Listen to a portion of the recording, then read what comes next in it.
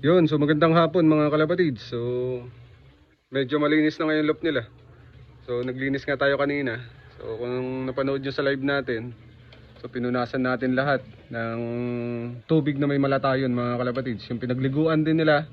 So yun yung ginamit natin pampunas sa loop nila mga kalapatids. So pinunasan natin lahat, kinuskusan para medyo matanggal yung mga dumi mga kalapatids. Iwas sakit na rin sa mga ibon natin. So yung pinang-disinfect natin, yung malatayon na lang rin na natira sa ginamit nilang mga kalapatids. Pinanligo. Yun, so hindi naman totally linis lahat. Pero kahit pa paano mga kalapatids ay nalinis natin. Yun. So nakaka-excite na mga kalapatids magabang sa derby. So sana ngayong season ay makuha na natin yung hinahangad nating panalo. Gagawin natin lahat. So yung ibon na lang yung bahala dahil sila yung lilipad pa uwi mga kalapatids.